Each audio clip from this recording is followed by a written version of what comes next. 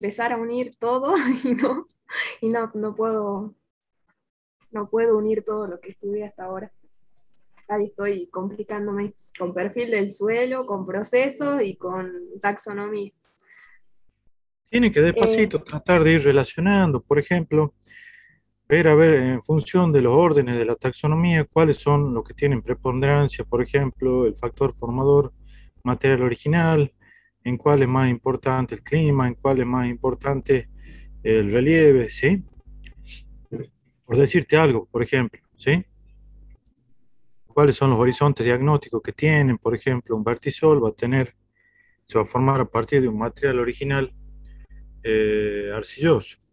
¿Sí? ¿Qué quiere decir eso? Que entonces vos tenés que tener un depósito cuyo material original, por ejemplo, sea todo arcilla, ¿sí? Un depósito sedimentario. Entonces ir pensando en función de relacionando, ¿sí? Todas las propiedades físicas con cada una de las otras propiedades, como ser, por ejemplo, los minerales del suelo, como ser las propiedades físico-químicas. ¿M? No sé si eso más o menos puede ayudarlos, guiarlos un poquito. Si no, díganme a ver qué otra cosa puede ayudarlos, qué necesitan. y profe, antes de que empecemos, yo quería saber bien la diferencia entre discontinuidad y subdivisión vertical. Pues yo leí de todos lados y no lo entiendo. Bueno, a ver, una subdivisión es cuando vos tenés, por ejemplo, eh, distintas características dentro de un horizonte que tiene propiedades parecidas. Por ejemplo, cuando vos tenés horizontes que tienen, este, por ejemplo, distintos valores de pH, ¿sí? Vos podés tener un horizonte que tenga la misma textura, colores parecidos o los mismos colores, que tengan por ahí un espesor, digamos, determinado. Pero ¿qué pasa? Dentro de ese horizonte vos vas a tener, por ejemplo, que la parte de arriba tiene un pH determinado, te vas al medio tiene otro pH y la parte de abajo otro pH. Entonces, en función de la variación de esa propiedad, vos lo que vas a tener son subdivisiones, ¿sí? Veamos a ver si puedo abrir el perfil del suelo.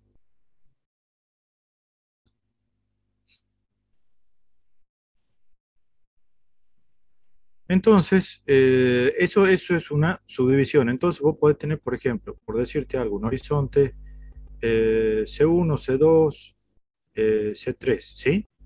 ¿En función de qué? En función de las variaciones, por ejemplo, en el pH, como decíamos recién, ¿sí? ¿Y cuándo vas a tener una discontinuidad? Cuando los materiales originales sean totalmente diferentes. A ver, no sé si están viendo ahí en la pantalla. Sí, se ve. Fíjate, vos aquí, por ejemplo, tenés dos perfiles de suelo que la mayoría son, por ejemplo, distintos depósitos transportados por un río, ¿sí? Depósitos de origen fluvial, depósitos sedimentarios. Aquí abajo tenés, por ejemplo, una capa de grava. Aquí tenés un- una capa de limo, por ejemplo, mucho más fino, arenoso, de color amarillo. Aquí otra vez tenés una capa de grava. Y aquí arriba tenés un horizonte que ha sido muy transformado por la actividad, sobre todo de los vegetales y de los organismos. Por lo tanto, es un horizonte A. ¿Mm? Entonces, vos fíjate cómo varía fuertemente la textura de este horizonte a este C1, ¿sí? A este 2C2 habría que ponerle aquí en realidad. ¿Por qué? Porque pasa de una capa de piedra a una capa de un limo arenoso. Entonces, cuando te varía así fuertemente la textura, vos le pones el número ya 2 adelante. Estos dos llevan el número uno, pero no se lo pone al 1A y al 1C, porque son el mismo material original. Nada más que la parte superficial está muy transformada por la actividad biológica. ¿Sí? Pero ¿qué pasa? Al pasar de esta capa que tiene mucha grava, o pedregosidad, si querés llamarle, a una capa arcillo limosa de color amarillo, entonces tenemos otra capa diferente que es la 2. Eso es una discontinuidad. ¿Por qué? Porque tenés dos materiales sedimentarios muy diferentes. Y después aquí abajo tenés otra vez grava, un poquito más fina que la de arriba. ¿sí? Entonces a este le pones un 3. Un 3C, este llevaría el C, este C1, este C2 y este C3. ¿Mm? Y si encontrás otra capa de grava, otra vez con rodados, por ejemplo, más finos o grava muy fina, entonces le pones un 4. Se entiende entonces las discontinuidades o distintos materiales originales y cómo se los denomina en el perfil.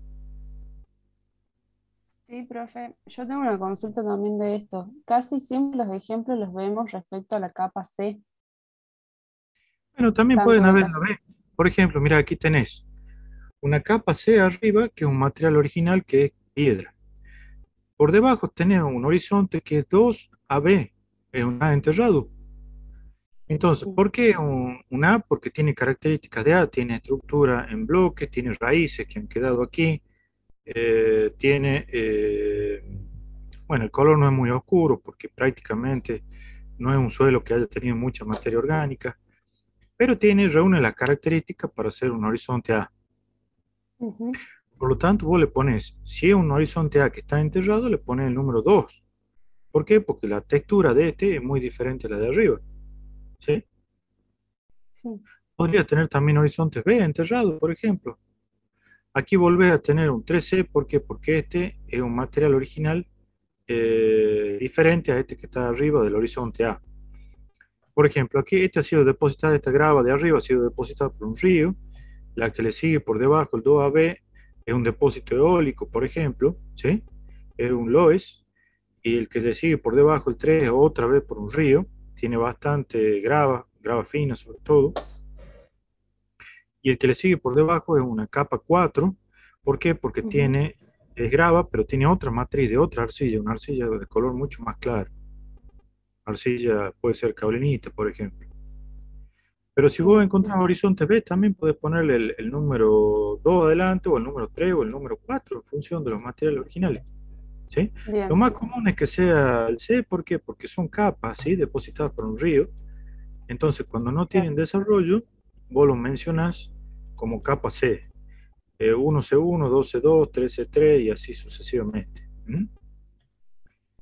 Pero también pueden ser que horizontes A u horizonte B, ¿sí? Que lleven el número 2 o el número 3 adelante. ¿Y cuándo lo vas a subdividir? ¿Cuándo vas a tener una subdivisión dentro de los horizontes? Cuando vos tengas un horizonte que presenta características, pero por debajo de ese hay una pequeña variación. Por ejemplo, si tenés un horizonte A que tiene un color oscuro y por debajo tenés otro que tiene características de un A, pero ha perdido la mayor cantidad de materia orgánica y coloides, arcilla, entonces se lo puede llamar una 2, ¿sí? Una uno y una 2. O una uno y ahora se lo denomina con la letra E eluvial. Claro. Sí. Vos también podés separar los B, por ejemplo. ¿Por qué? Porque tenés un B1 con estructura en bloque, un B2 con estructura prismática, por ejemplo, y un B3 con estructura otra vez en bloque. Entonces le pones B1, B2 y B3. ¿Cuál va a ser el de mayor acumulación de arcilla? Va a ser el B2, que antes se lo llamaba B2 y ahora se lo llama BT. Eso es lo que se denomina la subdivisión dentro de un horizonte. O sea, todos son horizontes B. ¿Por qué? Porque todos son de ganancia de arcilla, pero tienen la característica de que cada uno tiene distintas estructuras. Este tiene estructura en bloque, este prisma y este bloque.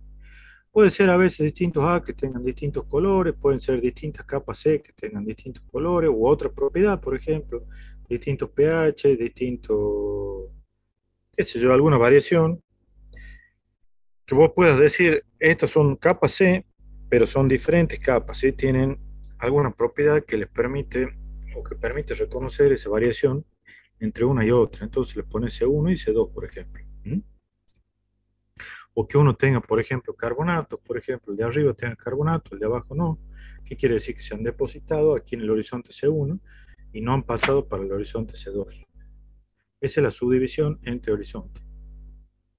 No sé si más o menos se entiende. eh, las discontinuidades, que son en realidad distintos materiales originales, comparados con las subdivisiones dentro de un mismo horizonte.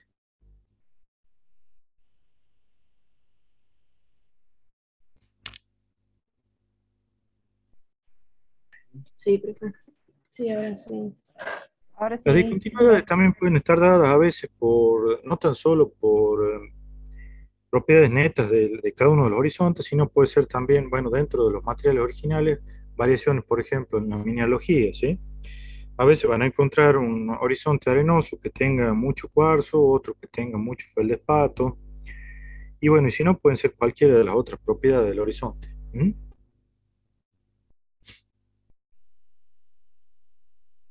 Sí, perdón, estaban haciendo otra pregunta.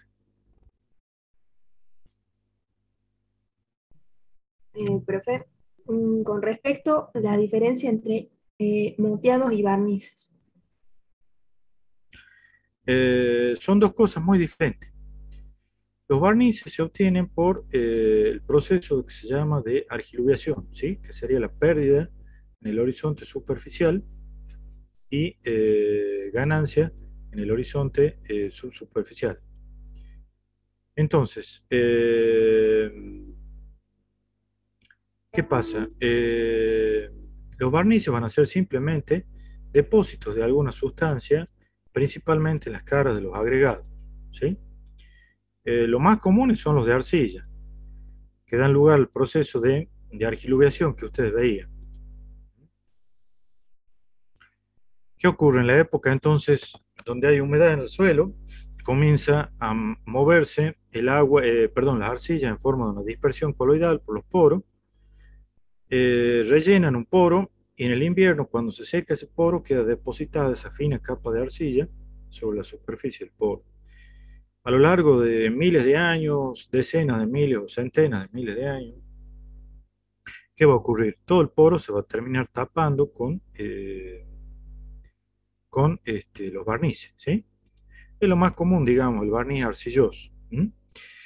Pero aparte de arcilla, pueden ser otras sustancias, pueden ser sales, pueden ser de dióxido de silicio incluso, pueden ser sales, puede ser carbonato de calcio, pueden ser óxidos de hierro, puede ser cualquier sustancia que pueda ser movilizada en forma coloidal, en el caso de las sales van a ser en solución, y que se depositen en la superficie de los agregados, ¿sí? Entonces, esos son los barnices que se producen por el proceso justamente de argiluviación. ¿Mm?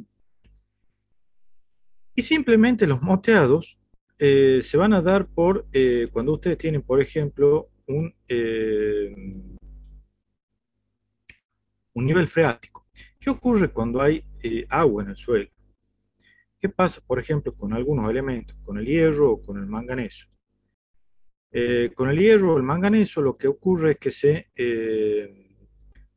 entran en solución en el suelo como hierro más 3, ¿sí? Eh, perdón, como hierro más 2. Y eso es lo que le dan los colores, por ejemplo, verdosos o los colores esos verde oliva o gris verdoso, ¿sí? Algunos horizontes del perfil del suelo. Entonces, ¿qué ocurre con ese hierro? Ese hierro solamente se va a mover en el perfil del suelo de un horizonte a otro en forma de quelato, ¿sí? Cuando se forme un quelato. Pero si no, va a permanecer en ese horizonte. ¿Y qué va a pasar cuando el nivel freático esté elevado? Ese hierro va a estar en la solución del suelo. No sé si están viendo en la fotografía, en la diapositiva, Sí. un esquemita, ¿sí? Que les muestra que cuando el nivel freático en el subsuelo está elevado, ese hierro va a dar el color ese verde oliva porque va a estar en forma reducida, en forma de hierro más 2. ¿Sí? ¿Y qué pasa, por ejemplo, en nuestra zona? Cuando deja de llover en el invierno, los niveles freáticos por lo general del subsuelo van a descender, ¿sí? ¿Por qué? Porque se produce un drenaje del agua esta subterránea, dentro de esta cuenca, en una parte más baja, digamos, que va a drenar el agua, o puede ser tomada por un pozo, por ejemplo, extraída por un pozo, o simplemente drenar, ¿sí? Entonces, ¿qué va a ocurrir? El hierro que antes estaba reducido, ahora se va a concentrar, y se concentra formando lo que nosotros llamamos los moteados. ¿Mm? O sea que va a ser muy diferente un barniz de óxido de hierro de un moteado. ¿Por qué? Porque el moteado por lo general va a estar formando una concentración, ¿sí? En cambio, los barnices de óxido de hierro van a estar diseminados sobre la superficie, por ejemplo, de una estructura. Entonces tanto los moteados como los barnices son dos procesos, forman, mejor dicho, por dos procesos muy diferentes, ¿sí? Nada que ver uno con el otro. No sé si eso más o menos le saca la duda. Sí. Fíjense, por ejemplo, este es el suelo ciénago aquí en el Valle Calchaquí. Fíjense que tiene, todo este horizonte tiene un color verde grisáceo, ¿sí? O verde oliva. ¿Eso es por qué? Porque el nivel freático está aquí. Entonces asciende por capilaridad del agua y el hierro está siempre en esta forma reducida, ¿sí? Más aquí arriba, probablemente si asciende un poquito más también por capilaridad del agua, vamos a tener aquí los moteados, ¿sí? Que no se ven porque está tomado un poco más lejos. ¿Eso por qué? Porque al bajar el nivel freático, formó esta concentración de estos óxidos y ahí quedan entonces los moteados, que son simplemente eso, ¿sí? Concentraciones de óxido de hierro. ¿Mm? Los moteados no tan solo pueden ser de óxido de hierro, pueden ser también de manganeso, que le pasa lo mismo que el hierro, ¿sí? Son dos elementos muy comunes que a veces están en los minerales por meteorización, quedan en el suelo y pueden concentrarse formando los moteados en el caso de que tengamos suelos con niveles freáticos elevados. ¿Mm? Estos son, por ejemplo, moteados, ¿sí? Pero estos no son de aquí del suelo ciénago, en realidad son otros ejemplitos tomados del libro. ¿Mm?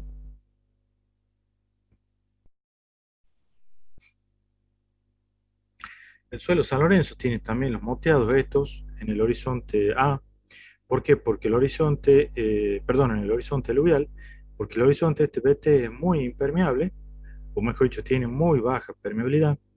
Por lo tanto, las concentraciones de hierro en el verano se saturan estos dos horizontes, el A y el E, y el hierro está reducido. Y cuando baja en el invierno o se remueve esta agua de los horizontes superficiales porque drenan en función de las pendientes, por ejemplo, quedan los moteados aquí en este horizonte aluvial. ¿Mm? Profe, ese es el que se conoce como pseudo-glade. Claro, son los suelos pseudo-gley, exactamente. La diferencia entre los pseudo-gley son que se dan en zonas donde tenemos un acuífero colgado, ¿sí? Algún horizonte o una capa impermeable muy cerca de la superficie, de modo tal que asciende y baja temporalmente en el año y no es por un nivel freático de un acuífero, digamos, ¿sí? El acuífero es cuando ya todos los poros están saturados todo el año. ¿Mm?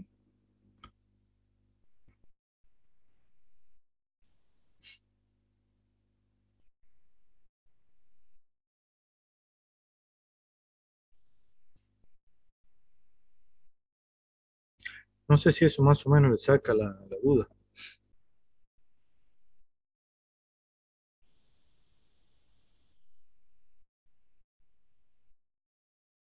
Sí, quedó súper claro, profe.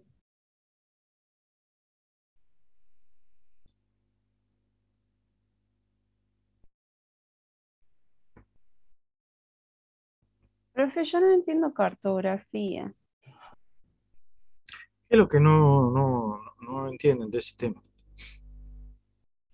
Ahí le leo.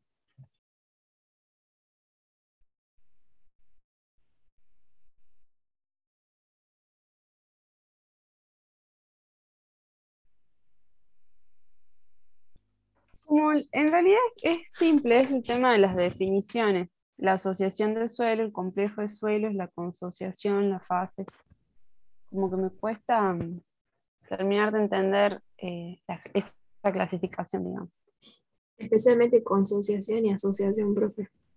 Bueno, eh, ¿qué ocurre? Que en los mapas de suelo, para tratar de identificar, digamos, suelos que pueden estar asociados o suelos que pueden ser solamente una sola serie o un solo polipedión, se utilizan distintas unidades cartográficas, ¿Mm? Y a su vez, estas unidades cartográficas también sirven para distintas escalas de levantamiento. Yo les pregunto, ¿será lo mismo, por ejemplo, si yo hago un mapa a escala 1:5000 comparado con un mapa a escala 1:100.000? No, el primero que No. dijo tiene mucho más detalle. Exactamente. Entonces, en función de ese mayor detalle que yo tengo en el mapa, también las unidades de suelo van a ser de mayor detalle, o sea que van a ser unidades simples. ¿Mm? ¿Cuál es la unidad más simple que se utiliza dentro de los mapas de suelos? Se llama la consociación, ¿sí? En el siglo XX se utilizaba mucho la serie de suelo, pero después cuando se empezaron a clasificar taxonómicamente por la clasificación de la USDA, ¿sí? El Departamento de Agricultura, la Soil Taxonomy, se dejó la serie como una unidad más baja dentro de un nivel taxonómico más bajo. ¿Mm? ¿Y por qué se Bien, hizo eso? Porque la serie de suelo es muy homogénea, tienen que tener, como dice la definición, ¿sí? Todos los suelos que ustedes describan o todos los perfiles que ustedes describan van a tener que tener la misma secuencia de horizontes, o sea, todos van a tener que tener horizontes A, B, C, todos van a tener que tener el mismo espesor, todos van a tener que tener las mismas propiedades. ¿Por qué? Porque vienen también del mismo material original. ¿Mm? Entonces, ¿qué pasó? Como en realidad hay en un suelo, por ejemplo, sobre todo, por ejemplo, un suelo de origen aluvial o depositado por un río, pueden haber variaciones, se definió lo que se llama la consociación de suelo. ¿Qué es una consociación? Para definir una consociación, lo que se hace es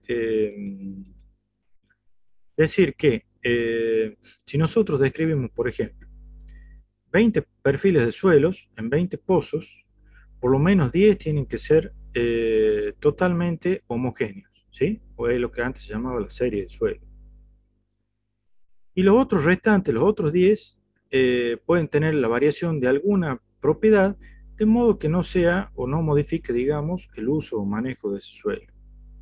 Por ejemplo, si yo tuviese perfiles con horizontes, por ejemplo, A, B y C, de modo tal que los horizontes B son principalmente arcillosos, pero la mitad de esos perfiles tienen a veces una textura franco-arcillosa, ¿sí? Yo puedo decir que pertenecen a la misma consociación, estos últimos dos, a pesar de que no son arcillosos como los dos primeros que describí, pero al no haber una variación fuerte, digamos, en la propiedad,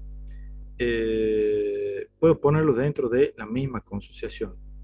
E incluso yo podría poner aquí, la consociación les dice que pueden tener hasta un 10% de suelos muy diferentes, o sea, podrían tener un perfil AC también. ¿Mm? bien, A veces un poquito complicado, pero hay que tratar de leerlo y entender bien la definición que le da la consociación, ¿sí? Y le dice también que puede ser hasta un 25% si no tienen limitaciones fuertes. ¿Mm? Puede ir entre un 15 y un 25% de ese suelo incluido. Entonces, eso es una unidad simple. Si hablamos de una unidad simple, ¿a qué escala podrá utilizarse, por ejemplo, una consociación? ¿Mapas de qué escala se utilizará una consociación de suelo? ¿Podrá ser, por ejemplo, 1:500.000? ¿no? No, porque en uno en 500.000 es una superficie súper grande y seguramente van a Claro. variar los suelos. Ahí seguramente voy a tener, como decías vos, muy poco detalle, porque Ujú. ocupa una extensión de terreno muy grande y seguramente van a haber muchas variaciones, de modo tal que no tan solo va a haber una consociación, sino que van a haber varias, ¿sí? Claro. Entonces, la consociación yo la voy a utilizar principalmente para escalas eh, a nivel detallado, muy detallado, a nivel, puede ser hasta semi-detallado, ¿sí? Bien. Esa es la base de la consociación de suelo. Ahora ya nos vamos al otro extremo, al que hablábamos recién. Cuando tenemos un mapa a escala ya, por ejemplo, 1:500.000. Como vos decías, tiene mucho menos detalle que el 1/100.000 o que el 1/50.000, ¿sí? Por lo tanto, por ejemplo, si yo quisiera graficar eh, los suelos del cono del río Toro, ¿sí? Aquí en el Valle del Lerma, aquí está Quijano, aquí está Salta, ¿sí? Sí. Aquí está Cerrillo. Eh, a escala 1/500.000 seguramente todo este cono me va a quedar incluso mucho más pequeño. Esta la verdad que no es una escala 1/500.000, ¿sí? Sí. Fíjense, la escala 1/500.000 es esta, pero también está ampliada en realidad. ¿Mm? Entonces, por eso yo utilizo lo que se llama la asociación de suelo. ¿Por qué? Porque yo voy a trabajar, como vos decís, con menos detalle de información, imágenes satelitales o fotografías a escalas más pequeñas, unos 500.000, unos 700.000, pueden ser hasta unos 1.000.000 incluso a veces las fotografías o las imágenes satelitales. ¿Mm? Y también voy a trabajar con mucho menos descripción de campo. Y al Claro. trabajar con mucho menos descripción de campo, yo voy a definir lo que se llama una asociación de suelo, ¿sí? ¿Y qué representa una asociación de suelo? Justamente va a asociar o va a reunir suelos que pueden ser muy diferentes, pero que van a estar asociados dentro de una unidad de paisaje. Bien. Como puede ser, por ejemplo, una ladera de un cerro, o como puede ser, por ejemplo, también una unidad geomorfológica, en este caso, un cono aluvial, como mencionábamos hace rato, ¿sí? Vos, Sí. por ejemplo, en el cono aluvial, si recuerdan de geomorfología, van a tener lo más grueso en el ápice del cono, ¿sí? Van a ser depósitos de bloque y grava, sobre todo aquí en el Valle del Lerma. Van a tener un material algo más fino, pero también van a tener suelos gruesos, arenosos en la parte media, y en la parte distal pueden llegar a tener suelos finos, arcillosos. ¿Mm? Entonces, en función de esa escala, nosotros vamos a asociar tres consociaciones de suelo, que pueden ser, por ejemplo, la consociación Quijano, ¿sí? Donde están Ujú. todos los suelos pedregosos, ¿sí? La consociación Cerrillos, donde están suelos de textura media, pueden ser arenosos, areno-limosos, limosos, ¿sí? Ujú. Y los más finos, los arcillosos, suelos Humalao, aquí en la parte distal. Como Bien. predominan Quijano y Cerrillo, los ponemos adelante, ocupan más del 70% entre los dos. El suelo Humalao ocupa menos del 30%. En un suelo subordinado lo ponemos después de una barra. Entonces, en función ya sea de una unidad geomorfológica o de un relieve, nosotros podemos asociar suelos incluso de órdenes muy diferentes, como pueden ser un inceptisol, un alfisol y un entisol, ¿sí? Sí. Pero sí o sí tienen que estar dentro de un mismo paisaje o dentro de una misma unidad geomorfológica. ¿Mm? ¿Y por qué utilizamos la asociación? En función otra vez de la escala, ¿sí? Claro. Recuerden que esto, la unión de estos tres suelos llevados a un mapa 1/500.000, prácticamente les queda un triangulito de menos de 1 centímetro cuadrado, ¿sí? Ujú. Bien, ¿qué Bien. otra unidad más tenemos? Después tenemos el complejo. Cuando no se pueden separar los suelos, porque están íntimamente mezclados, ¿sí? Podemos tener distintos órdenes de suelo, o podemos tener suelos del mismo orden, pero que no se pueden separar dentro de una unidad cartográfica, entonces lo vamos a llamar un complejo de suelo. ¿Mm? Los complejos son muy comunes, por ejemplo, en La Pampa tenemos complejos de suelos salinos, suelos normales, suelos sódicos. ¿Mm? En los valles nuestros tenemos, por ejemplo, en el valle en el valle de Sianca, en toda la parte distal del cono este del río Mojotoro, ¿sí? Esta es la zona de Güemes. ¿Mm? Entonces, Sí. en la parte distal, ¿qué pasa? Aflora el agua subterránea y tenemos suelos salinos, suelos sódicos, suelos normales, suelos hidromórficos, todo mezclado. Cuando no es imposible separarlo porque tenemos uno a 100 metros del otro, a 100 metros tenemos otro, a 100 metros otro, es lo que nosotros vamos a determinar un complejo. ¿Mm?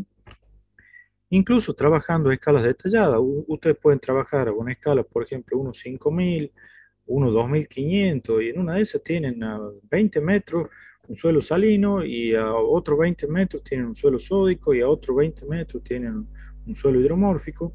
Y entonces usted dice, ¿qué hago aquí?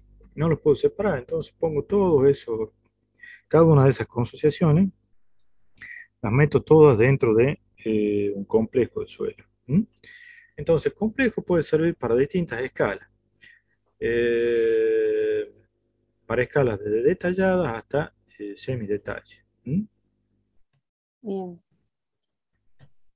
Y bueno, por último tengo, o no por último, mejor dicho, después tengo lo que se llaman también las fases, que en realidad es una subdivisión de lo que era la serie, que son limitaciones que se pueden encontrar dentro del perfil del suelo, ¿sí?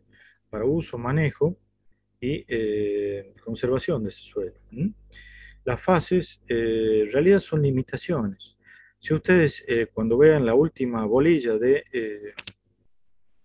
las clasificaciones utilitarias del suelo, ahí van a ver todas las fases, cada una de esas limitaciones que hay por profundidad efectiva, por salinidad, sodicidad, por pendiente, por erosión, por textura. ¿M?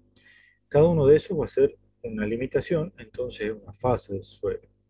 Por lo general, las fases se utilizan en mapas detallados o muy detallados. ¿Por qué? Porque van a servir, por ejemplo, para hacer un mapa de, por ejemplo, de aptitud para riego de ese suelo. ¿Mm? Los Ujú. grupos indiferenciados es una clasificación que han hecho los americanos, en realidad, donde ponen suelos diferentes en función de que no le van a dar un determinado uso y por eso los separan en grupos de suelos indiferenciados. Por ejemplo, todos suelos donde hay zonas de cárcava lo meten dentro de un grupo, suelos donde tienen cultivos, pero distintos cultivos en función, por ejemplo, de las texturas, lo ponen en otro grupo indiferenciado. Suelos que tienen fuertes pendientes con suelos planos, a veces lo ponen en otro grupo. ¿Por qué? Porque en realidad no le van a dar un uso específico. ¿M? Entonces utilizan esa unidad que se llaman grupos de suelo indiferenciados. ¿M? Es bastante similar al complejo. Puede ser algo parecido al complejo, nada más que a veces podés tener suelos, por ejemplo, que podés darle un uso para cultivos, por ejemplo, porque no tienen muchos pendientes, mezclado con otros que sí tienen fuertes pendientes. ¿Sí? Ujú. Sí, algo más o menos. La verdad que tampoco yo, a veces no logro entender tampoco muy bien el uso de estos grupos, porque yo tampoco no he visto un mapa con esta unidad Claro, cartográfica. claro. Y bueno, y después las tierras misceláneas, que en realidad van a ser zonas que no tengan suelo. Sí, Por ese es el ejemplo, más simple. claro, es sencillo. ¿Por qué? Porque si vos te encontrás con un cauce, por ejemplo, en Cafayate, donde tenés un cauce amplio de, no sé, suponete 1 kilómetro por, no sé, 100 kilómetros de largo, todo eso lo pones como una tierra miscelánea porque son todos bloques y son rocas, ¿sí? De bloques de Claro. grava, perdón, bueno, de cualquier roca, ¿sí? Bloque o Ujú. grava de cualquier roca. O por ejemplo, una zona que tenga muy fuerte pendiente, con incluso afloramiento de roca, zonas que en realidad no tengan suelo, ¿sí? Bien. O que sean ciudades, por ejemplo, o Pantanos. también pueden ser, claro, pantanos, que son más que nada como lagunas, o por ejemplo, basurales, ¿sí? Relleno sanitario. Ujú.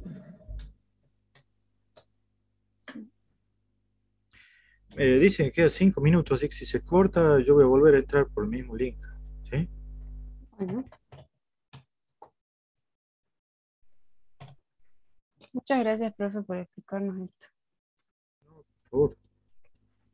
Entonces, la única duda que me quedaría es que el concepto de serie eh, lo incluimos acá, sí. Bueno, a ver, como te decía, Sí, ahí está. Lo que pasa, una claro, serie es una unidad, en en mi realidad, diapositiva no lo tengo a eso, perdón. no, no, es que en realidad la serie es una unidad taxonómica, ¿sí? Pero vos si Ujú. querés también podés hacer un mapa de serie de suelo. Si vos tenés Mm, consociaciones que son todas homogéneas, en realidad estás definiendo una serie. ¿Se entiende qué es lo que digo? sí, si Entonces, tenemos consociaciones muy homogéneas, es una serie, claro. claro, Sí, si todas las propiedades son iguales, todos los horizontes iguales, y se han formado a partir del mismo material original, en realidad lo que estás definiendo es una serie de suelo. O sea, claro. estaría haciendo un mapa en realidad con una unidad taxonómica, ¿sí? Pero podés hacerlo, ¿sí? Bien, gracias.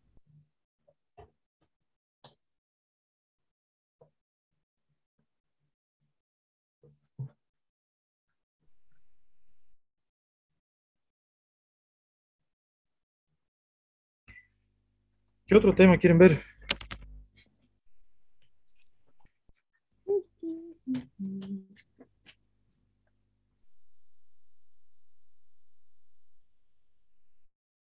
¿Los otros chicos no tienen preguntas?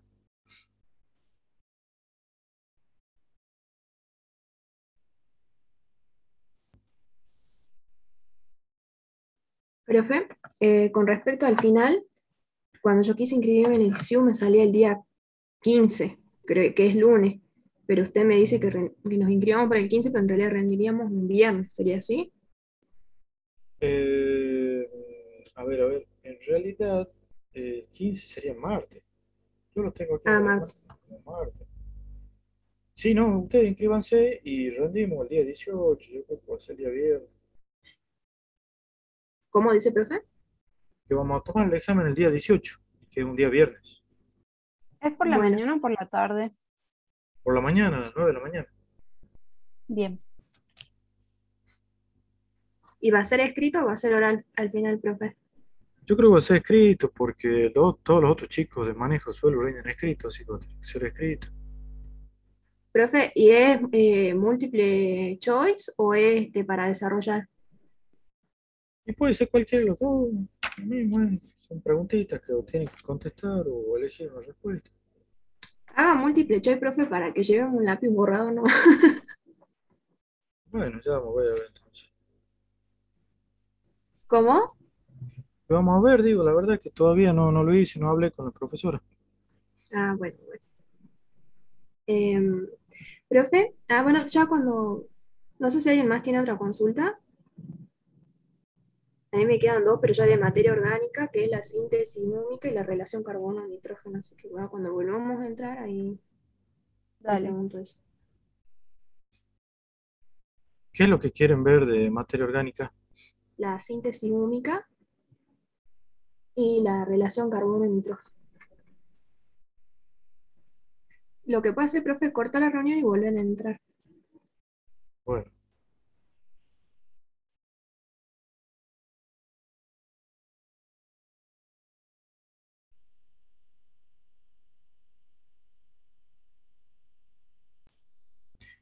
a ver, la síntesis del humo, dicen ustedes. Sí, profe. Y bueno, simplemente el humo es por una transformación en función de el tipo de materia orgánica que tengan, ¿sí? En función de la composición que tenga esa materia orgánica, o sea, la cantidad de azúcares, proteínas, celulosa, hemicelulosa, ¿m? Y por la actuación de bacterias heterótrofas aeróbicas, ¿qué va a pasar? La materia orgánica se va a transformar en algo mucho más estable, que es lo que se denomina el humo del suelo. ¿M? Creo que por aquí en una de las diapositivas también está explicado eso, ¿sí? La diferencia entre humificación y mineralización. ¿M? Y a diferencia de la humificación, o sea, de la transformación de la materia orgánica en humus, tiene la mineralización, que es la transformación de la materia orgánica en sustancias inorgánicas, como pueden ser, por ejemplo, nitratos, fosfatos, sulfatos, que son sales, dióxido de carbono y agua, ¿sí? Y los cationes de esas sales, calcio, magnesio, sodio y potasio. ¿M? ¿Y por qué es importante la mineralización? Porque hay una liberación de estos micronutrientes, sobre todo nitrógeno, fósforo, azufre, ¿sí? Que son los que...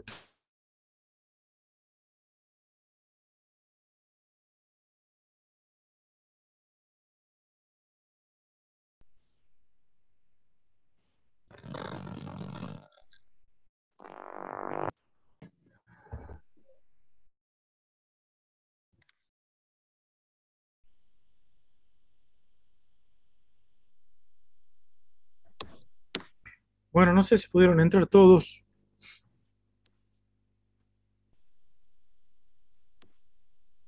¿Se escucha?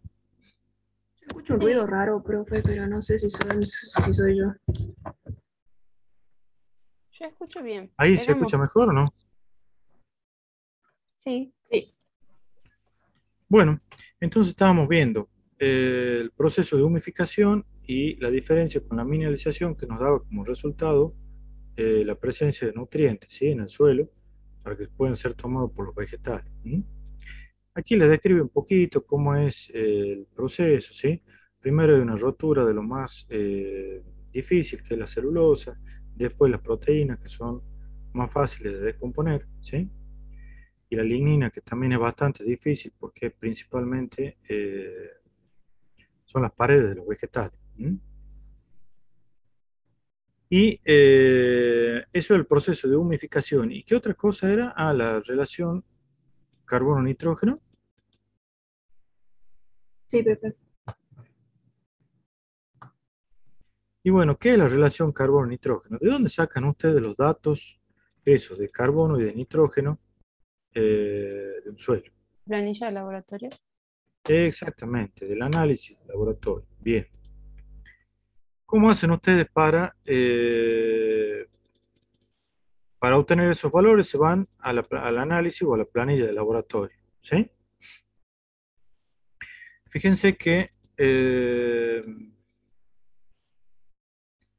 por ejemplo, aquí tenemos para el suelo Cafayate.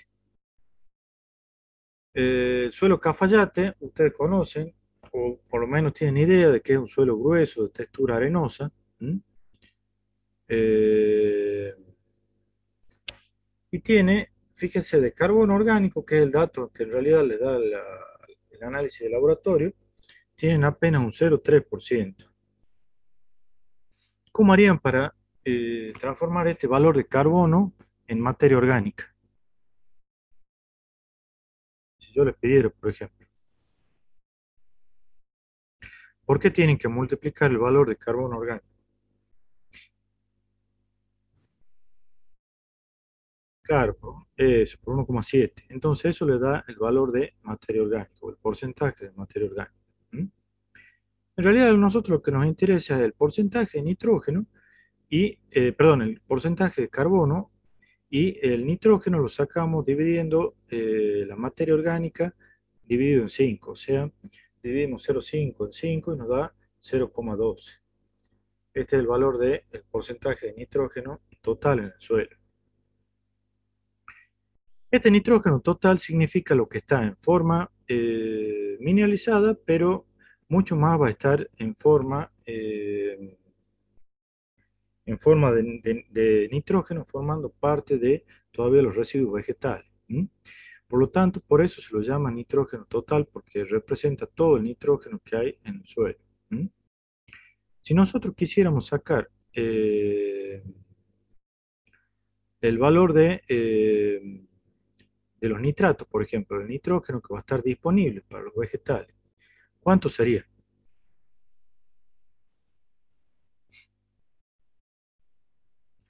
En función de qué estará la presencia de nitratos en un suelo. ¿Qué es Y lo que tiene que ver?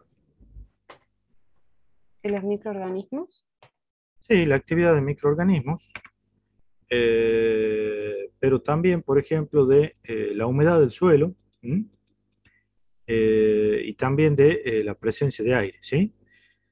Entonces, para que se mineralice el nitrógeno, ustedes tienen que tener esas condiciones, ¿sí?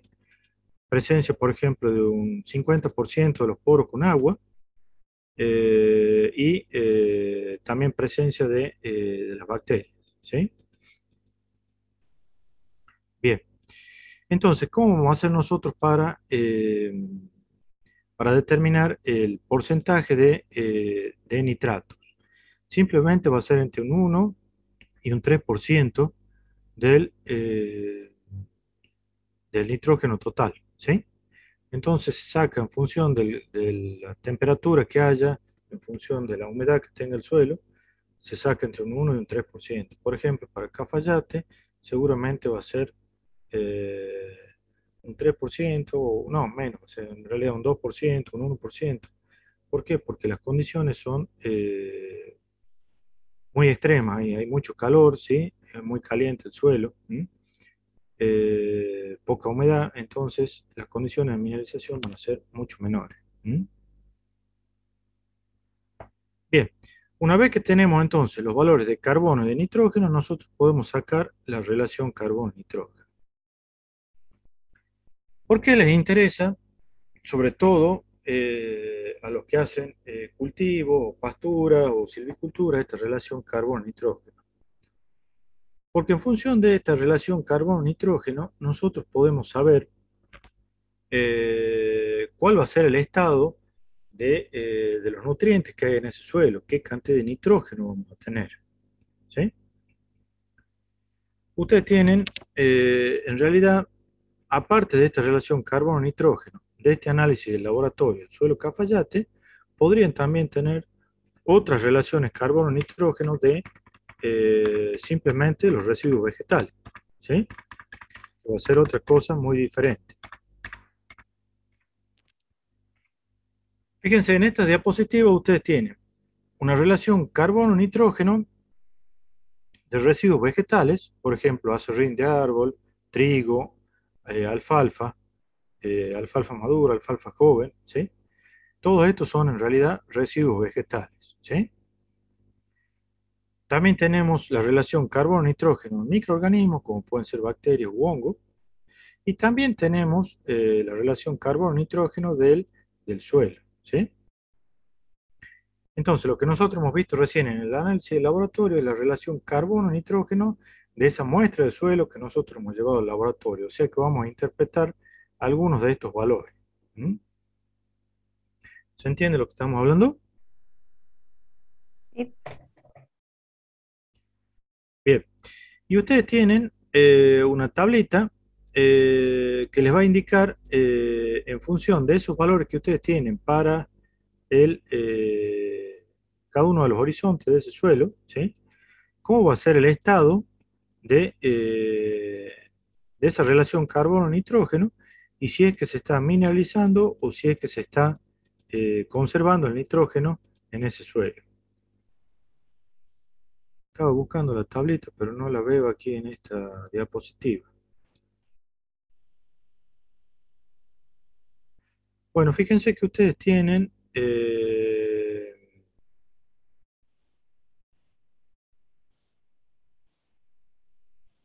los trabajos prácticos también tienen una tablita, ¿sí? Que les dice que la relación carbono-nitrógeno va a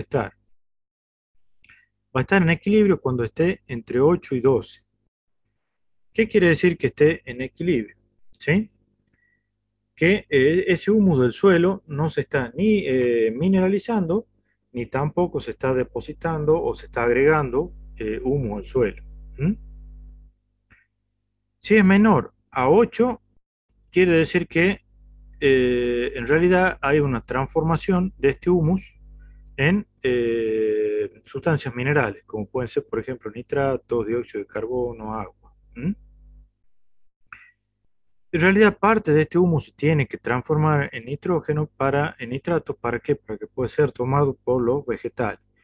Pero si ustedes continuamente están labrando, por ejemplo, el suelo, o un agrónomo que esté labrando continuamente, seguramente con el paso de los años, este valor entre 8 y 12 va a ser mucho menor. ¿Por qué? Porque se mineraliza rápidamente el humus que estaba formando, por ejemplo, parte de las estructuras de ese suelo. ¿Sí? Ustedes lo llevan a la superficie por calor, por temperatura, por la actividad de los microorganismos. eh, Se va a transformar en nitrato. ¿Mm? ¿Y qué pasa si tienen valores mayores a 12? En realidad le va a estar indicando que ustedes tienen continuamente un agregado de materia orgánica a este suelo, ¿sí? Materia orgánica que se está transformando en humus. ¿Mm? Entonces, por lo general, los suelos labrados van a tener un valor entre 8 y 12. Si tienen mucho menos que 8, quiere decir que tienen un suelo degradado, de modo tal que se ha mineralizado, digamos, sobre todo el humus del suelo. Y si es mayor que 12, por lo general van a tener un suelo prístino, donde continuamente se le está agregando materia orgánica. ¿Mm? Fíjense aquí los valores de la materia orgánica, son de 13, 18, 20, hasta 400. ¿Sí?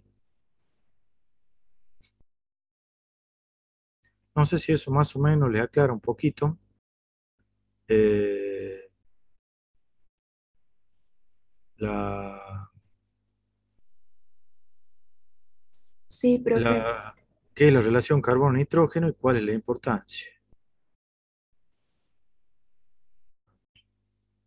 Profe, otra pregunta que, como esto lo empecé a leer hoy, pero a mí no, con lo que leí, no me queda bien claro la diferencia entre el horizonte diagnóstico y el horizonte genético. De ahí tengo no sé, me marea. Y bueno, el horizonte diagnóstico, ¿cuál es? El que utiliza la taxonomía de suelos. Claro, ¿Sí? para decir qué tipo de suelo, sí. Bien, entonces, ustedes cuando están por clasificar taxonómicamente un suelo, van a tratar de definir qué tipo de horizonte diagnóstico van a tener para clasificar ese suelo dentro de un orden de suelo. ¿Sí? ¿Y cómo hacen para clasificar los horizontes del suelo? Ustedes lo que van a tener, o mejor dicho, que tienen, que le dimos en el trabajo práctico, son una tablita donde ustedes tienen las características de los distintos horizontes diagnósticos superficiales y subsuperficiales. ¿Mm? Por ejemplo, aquí tenemos mencionado cuáles son todas las características de los horizontes diagnósticos superficiales. ¿Mm? Vos tenés un determinado espesor, un determinado color, estructura, textura y los datos que sacas del laboratorio, que son el porcentaje de materia orgánica, la saturación en base, el pentóxido de fósforo y algunas otras observaciones. ¿Mm? Entonces, vos podés decir, por ejemplo, cuando vos definís un horizonte superficial a campo, que es un horizonte A, o que es un horizonte C, o que es un horizonte B que está en superficie, en función de las propiedades que vos estás viendo. Si tiene un color oscuro, si tiene actividad biológica, si tiene estructura granular, si tiene un espesor mayor a 18 o 20 centímetros, vos decís que, por ejemplo, es un horizonte A. ¿Mm? Pero fíjate que aquí te dan características para que vos digas o lo clasifiques como mólico a ese horizonte A si tiene un determinado espesor. ¿Sí? Por ejemplo, te dice que si se apoya sobre una roca tiene que tener 10 centímetros. Si no se apoya sobre roca, pero el solum tiene más de 75 centímetros, el horizonte tiene que tener más de 20. ¿Mm? Y si el solum tiene menos de 75 centímetros, el horizonte tiene que tener por lo menos la tercera parte del sol, ¿sí? Del horizonte A más B. Entonces, para el horizonte mólico, por lo menos tiene que tener 20 centímetros. ¿Sí? Te dan las características del color en seco, en húmedo, te dan las estructuras, la textura, y esto vos no lo tenés a campo, por ejemplo, el porcentaje de materia orgánica. Entonces vos te vas, una vez que has tomado la muestra, la llevas al laboratorio, has hecho el análisis, ahí te va a decir cuánto tiene de materia orgánica o de carbono orgánico. ¿Mm? Entonces, para el mólico, para definirlo dentro de los horizontes diagnósticos superficiales, vos tenés que tener también los datos del laboratorio. ¿Mm? No tan solo la materia orgánica, sino también el porcentaje de saturación en base, el pentóxido de fósforo para decir que no sea antrópico y algunas otras características. ¿Mm? Y lo mismo con los horizontes subsuperficiales. Para un argílico tenés ciertas características, por ejemplo, el porcentaje de arcilla que sea mayor o igual a 1,2, que tengan, por ejemplo, barnices, ¿sí? Tiene que tener sí o sí barnices. ¿Mm? El nátrico tiene que tener más de un 15% de intercambio de sodio. ¿Mm? El álbico tiene que tener distintos, determinados colores, determinadas texturas, ser más grueso eh, que franco arenoso, ¿sí? El espódico tiene que tener una cierta cantidad de materia orgánica, ¿sí? De óxido de hierro. ¿Mm? Entonces, vos lo clasificás al horizonte subsuperficial en función de las propiedades que te pide, ya sea que vos veas campo o de los análisis de laboratorio. Por ejemplo, porcentaje exacto de arcilla lo sacas a partir del análisis de laboratorio. ¿Mm? El porcentaje de sodio de intercambio para el nátrico también lo sacas del análisis de laboratorio. Entonces, todos estos son los horizontes diagnósticos. ¿Y cuáles son los horizontes genéticos? Lo que vos definías campo, ¿sí? Cuando vos vas al campo, describís el perfil del suelo, ¿sí? Ese perfil del suelo va a tener distintos horizontes con distintas propiedades, que son todas las que vos determinás a campo. ¿Mm? No sé si más o menos se explica la diferencia.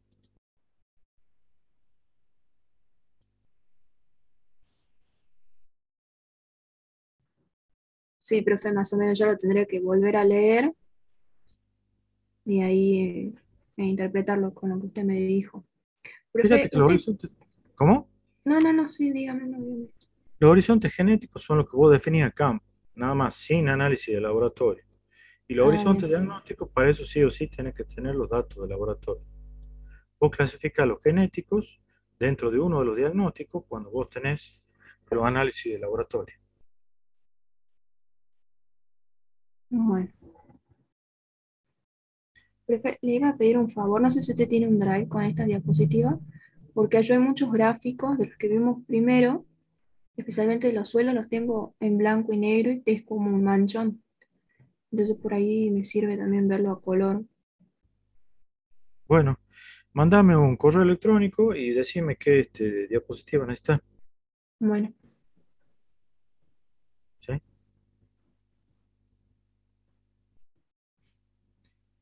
Fíjense que bueno, aquí les dice, aquí está la definición de los horizontes diagnósticos y le dice que se definen precisa y cuantitativamente, ¿sí? En función de porcentajes, por ejemplo, de materia orgánica, de saturación en base, ¿m? Distintos espesores, distintos valores de color, ¿sí? De web, value y cromo. ¿M?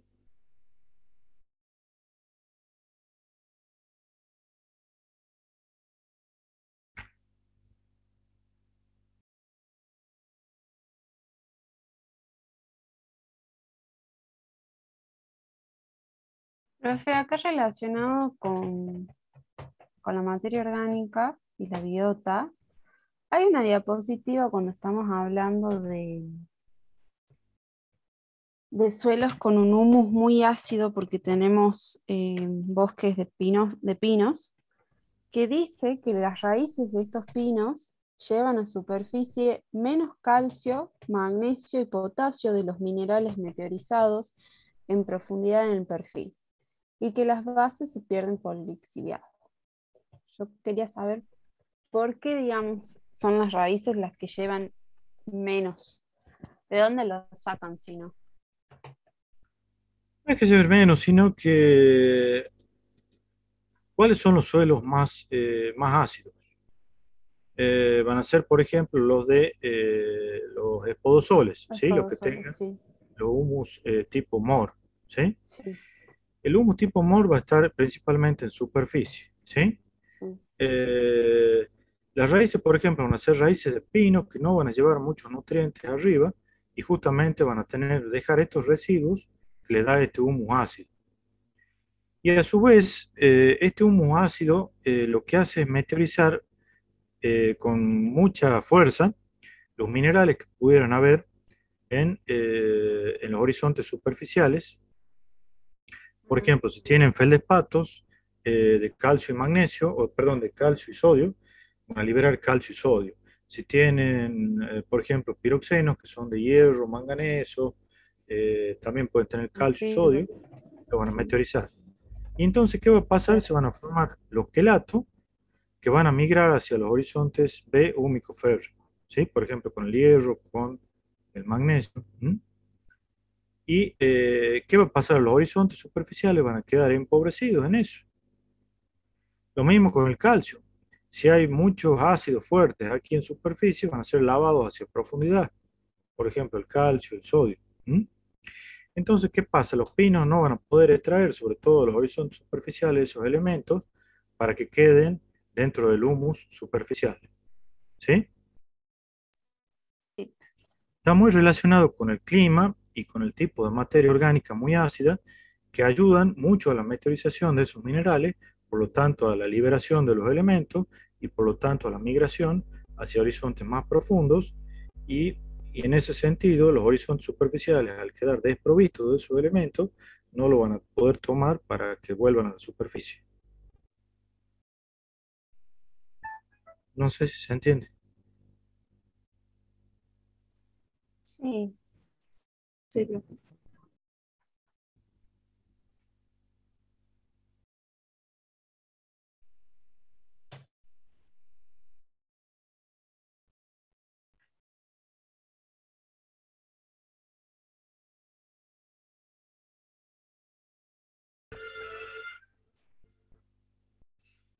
Bien, ¿qué otra cosita? Yo por ahora no, profe. Veo que todavía falta bastante, ¿no? Porque están recién empezando a ver muchos temas, ¿no?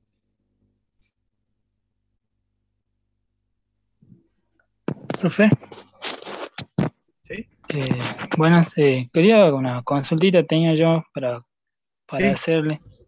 adelante. Eh, si, en principio yo sí, bueno, son puntuales más que nada.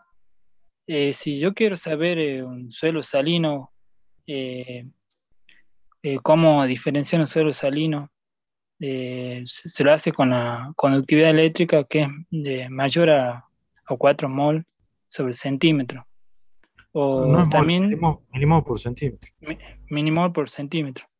Sí, Y después también está la otra forma que es por la resistencia eléctrica, pero ese tiene que ser menor a 300.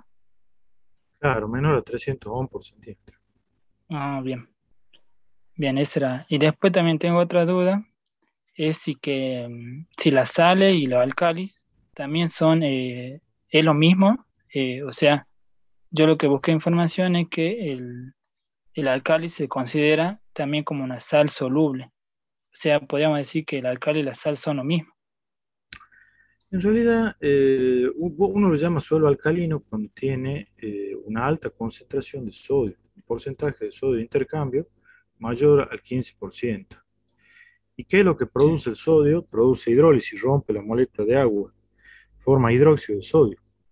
Entonces, cuando en el suelo hay abundancia de hidróxido de sodio, ahí nosotros decimos que tenemos suelos alcalinos. ¿Sí? sí, Entonces, los suelos alcalinos son los que tienen eh, una alta concentración de sodio. ¿Sí? sí, Y los suelos salinos, por lo general, no tienen pH muchos mayores no son mayores a 8,5. Mientras que los suelos alcalinos sí tienen, por lo general, pH mayores a 8,5. Fíjate, claro, mira, por ejemplo, tenés suelos salinos, ¿sí? De regiones áridas, suelos salinos con pH entre 7 y 8,5 más o menos. ¿Sí? sí, Y los suelos sódicos, esos sí tienen más de 8,5 hasta 9, 10 o incluso a veces 11. sí, está bien. ¿Y por qué? Porque ¿qué es lo que pasa en un suelo alcalino? Es lo que dijimos, comentamos recién. Hay una tan alta concentración de sodio, tanto en la solución del suelo como absorbido de los coloides, que en la solución del suelo vos qué es lo que vas a tener principalmente hidróxido de sodio, ¿sí? Sí, Y en ese caso, vos vas a tener siempre los pH mayores a 8,5 hasta 11, ¿sí? sí, Cuando tengas está, presencia de hidróxido de sodio en la solución del suelo, y vas a tener, por lo general, los suelos saturados también con cationes de sodio. ¿Sí? sí, Esos son los suelos alcalinos, ¿sí?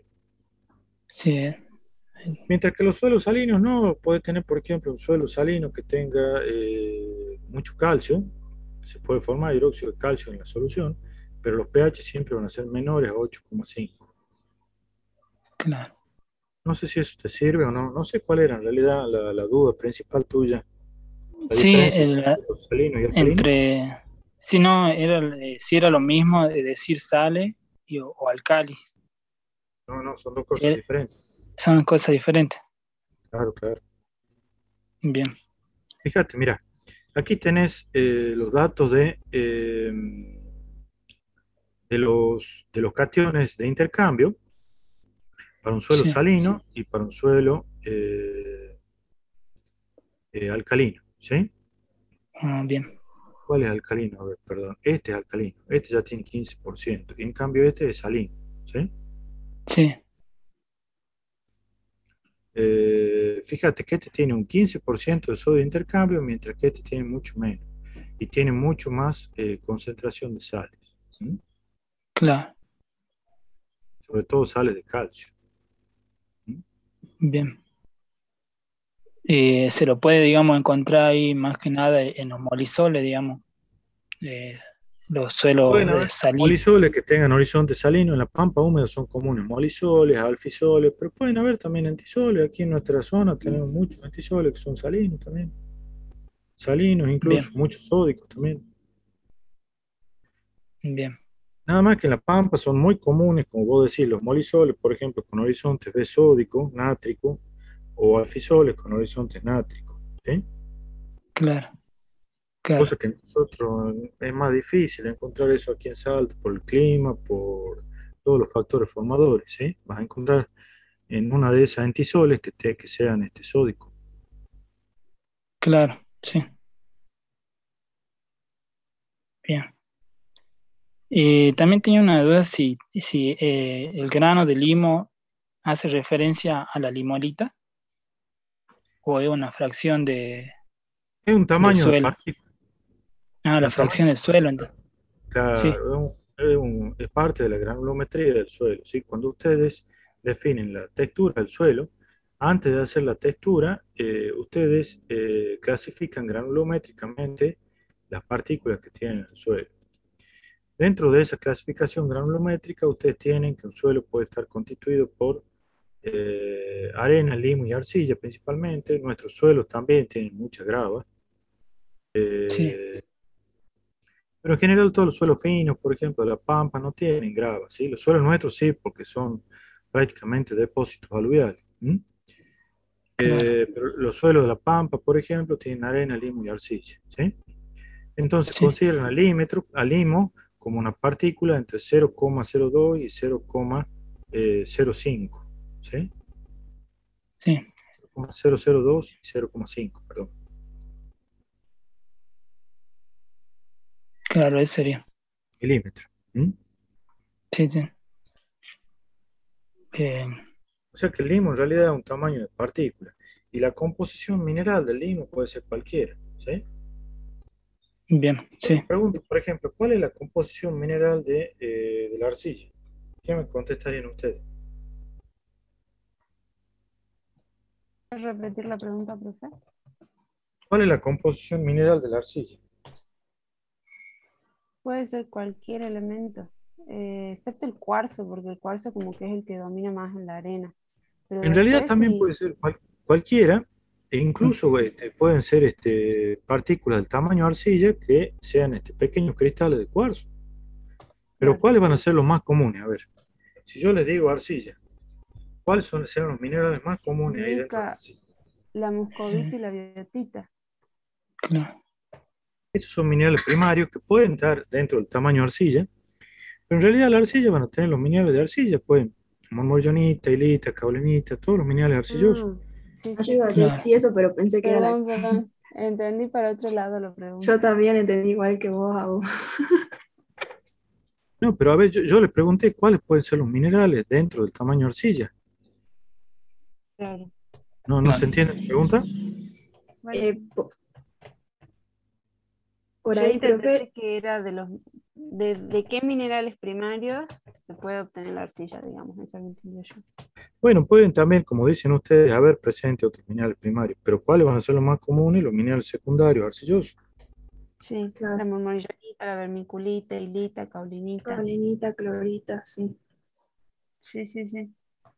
Si yo les pregunto Que- cuáles son los más comunes dentro del tamaño arena o grava, ahí sí pueden decirme cualquiera, ¿sí? Claro, sí. Mm, claro, claro. Y dentro de eso, profe, los minerales secundarios que nombró, que, ¿qué propiedad física se ve más afectada por la presencia de los minerales secundarios? Y bueno, todo lo que esté relacionado con las texturas finas, arcillosas, ¿sí? Usted tiene aquí en la Sería la textura. diapositiva. ¿Cómo? Sería la textura más que nada la propiedad física que se ve más afectada. Fíjate, aquí tenés todas las propiedades que están relacionadas con la textura: retención de nutrientes, superficie específica, fertilidad, retención de agua, permeabilidad, percolación. Todas estas son propiedades relacionadas con la textura, ¿sí? Ah, ¿Qué bien. pasa con las Sí, texturas finas y con las gruesas? sí, sí. Sí, esa era la duda.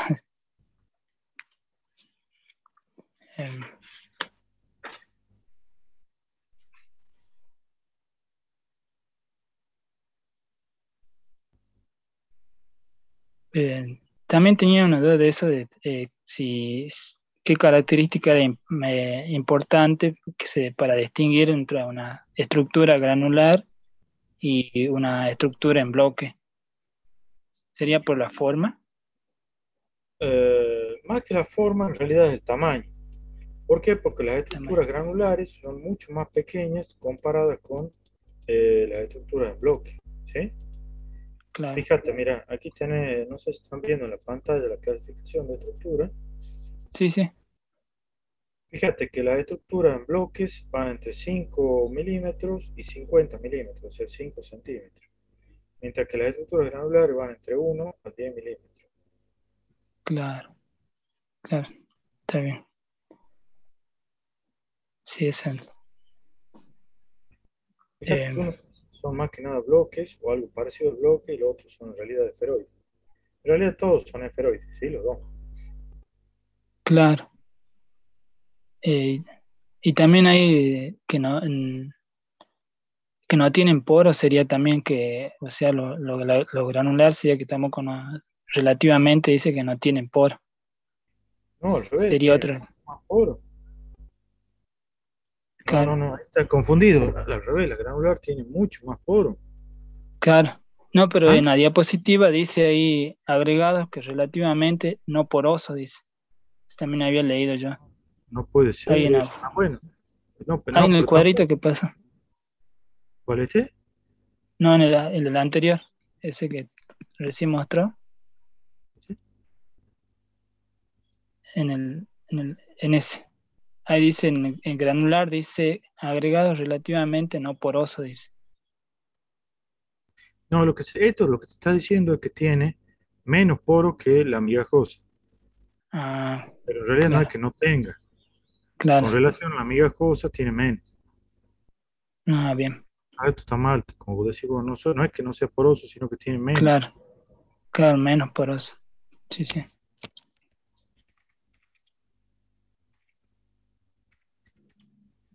Ya que estamos.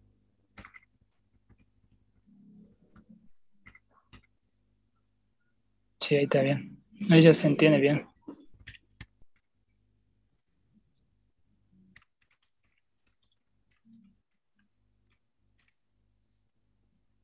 Uy, ya se me dio para abajo. Bueno, ¿qué otra cosa quieren ver? Ya quedan 5 minutos, así que si se corta en todo caso, vuelvan a entrar. Sí, yo me quedaba una duda si que para comparar la capacidad de intercambio catiónico de diferentes suelos, siempre hay que tener en cuenta los horizontes superficiales. No, O porque vos sea, podés tener capacidad de intercambio catiónico de los más profundos también. también podemos comparar, o sea, hacemos un promedio, digamos, de...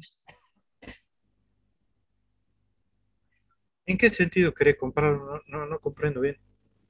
No, es que a una pregunta nos decía ahí que si para comparar los diferentes suelos, de la capacidad de intercambio catiónico, eh, hay que tener en cuenta los horizontes superficiales de cada suelo. Pero, o sea, en realidad no es solamente el horizonte superficial, sino que hay que tener en cuenta todos los valores de los demás horizontes. No, bueno, es importante, más que la capacidad de intercambio catiónico, la saturación en base, por ejemplo, para clasificar un horizonte superficial en mólico o Sí, úmbrico. Los valores de capacidad de intercambio catiónico también son importantes, por ejemplo, para determinar un horizonte eh, argílico o un horizonte cándico. claro, Y en ese caso está comparando horizontes subsuperficiales. claro. No sé Sí, si será eso lo que vos me preguntas. sí, sí, más que nada era la comparación que se hace para diferenciar los suelos, más que nada. Bueno, para clasificar dentro de un orden a veces necesitas también los horizontes más profundos, los subsuperficiales. Y Claro, por ejemplo, cuando tenés un cándico va a tener baja capacidad de intercambio catiónico, ¿sí? sí. Va a tener no mayor a 16 centimol carga. En cambio, un horizonte argílico, ¿qué valor va a tener? Eh,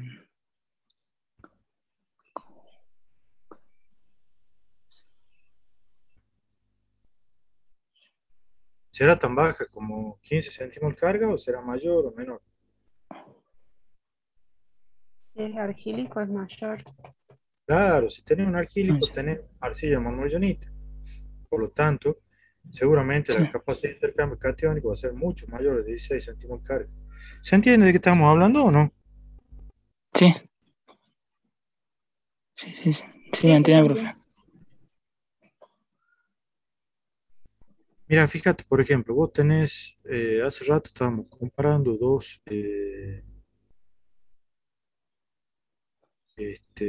cuando veíamos materia orgánica, estábamos comparando el suelo Cafayate con el suelo, por ejemplo, Senta o el suelo,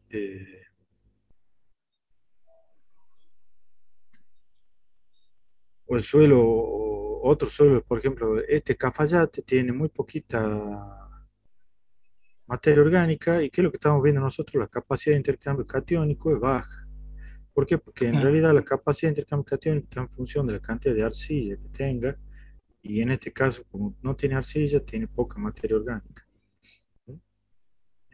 Ahora, si vos te vas, por ejemplo, al suelo Senta, Senta tiene mucho más arcilla, por ejemplo, el horizonte superficial tiene 7% de arcilla y mucha materia orgánica, 5%, por lo tanto va a tener 21 centimol carga. claro, Ese es el superficial. Y el B va a claro, tener 33, 35% de arcilla, por lo tanto tiene también 20 centimol carga.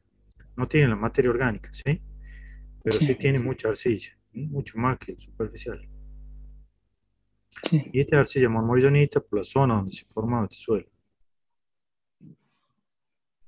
No sé si esa es la bien. pregunta tuya, no sé, la verdad no Sí, logro, no sí, sí, logro. más o menos esa es la pregunta, solamente que ahí hay que ver los diferentes horizontes para qué valores tiene de capacidad de intercambio catiónico para hacer ¿En función de qué va para a estar hacer la SIC de un suelo? ¿Qué es lo que necesitas tener en el suelo para que tenga alta o baja capacidad de intercambio catiónico? Que acabamos de decir en realidad. bueno, la Notas, materia perdón. orgánica. eh, Claro, materia orgánica, sobre todo en los superficiales, y sí, arcilla en los subsuperficiales, ¿sí? sí, sí, sí, Entonces, la SIC va a estar en función de la presencia del tipo de arcilla que tenga, la cantidad de arcilla y la cantidad de materia orgánica. bien, bien. No sé si eso Sí, más o sí, menos aclara un poco más. sí, sí, ahora ya se entiende mejor. Gracias, profe. Por eso es importante que recuerden un trabajo práctico, utilicen la interpretación de análisis, todo lo que ustedes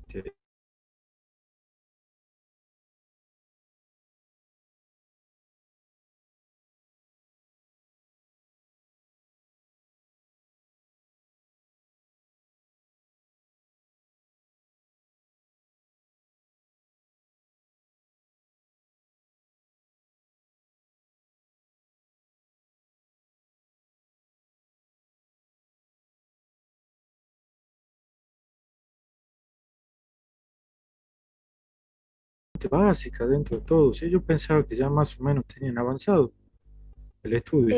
A mí me faltan un par de unidades, me deben faltar unas 4 unidades más o menos, pero se me hace, es como que yo estudié muy individual todo y en el momento de que quiero unir, no puedo. Es el problema que tuve cuando empecé a estudiar perfil, taxonomía, entonces es como que ahí tenés que unir todo.